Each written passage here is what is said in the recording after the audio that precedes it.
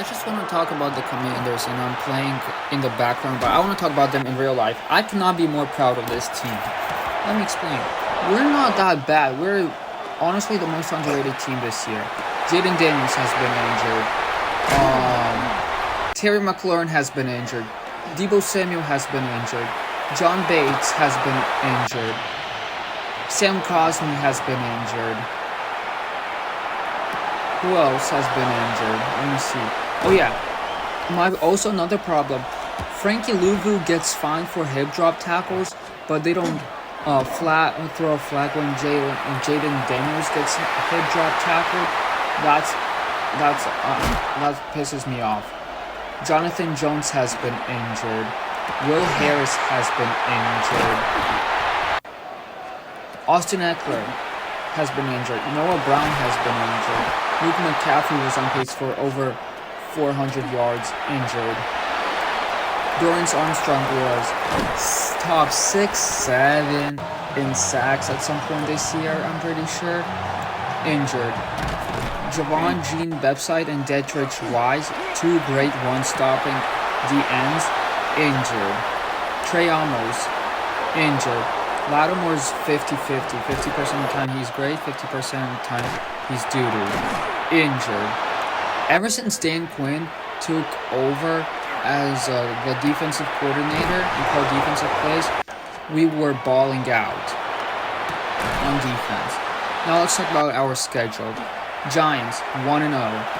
Packers 1-1. Okay. Raiders 2-1. Okay. Falcons fixable mistakes with an injured team. We should have won that game. 2-2.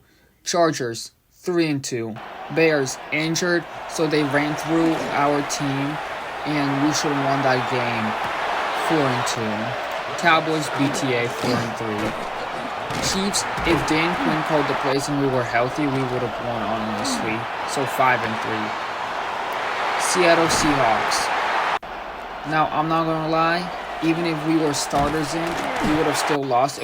As I was saying, Seahawks would have been a close game if you watched how our defense played. It would have been a close game with healthy players and Dan Quinn calm defense.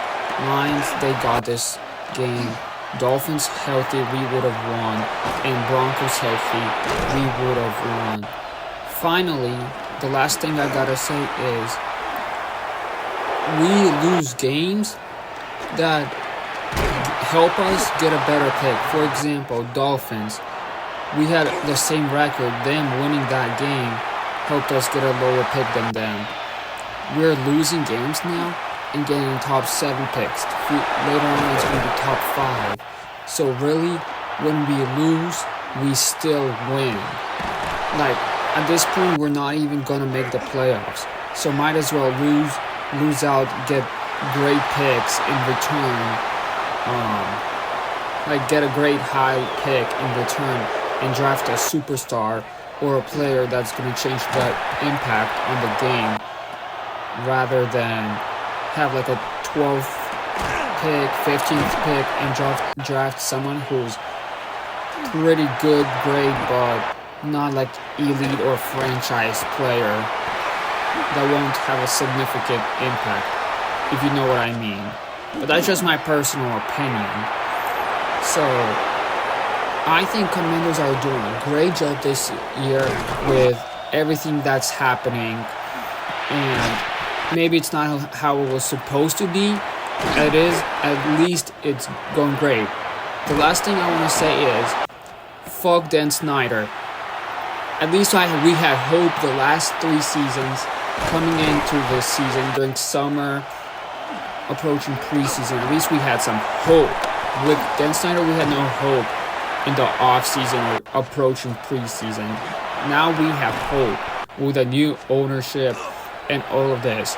So, that's just my personal opinion on the Commanders this season and future, but who knows?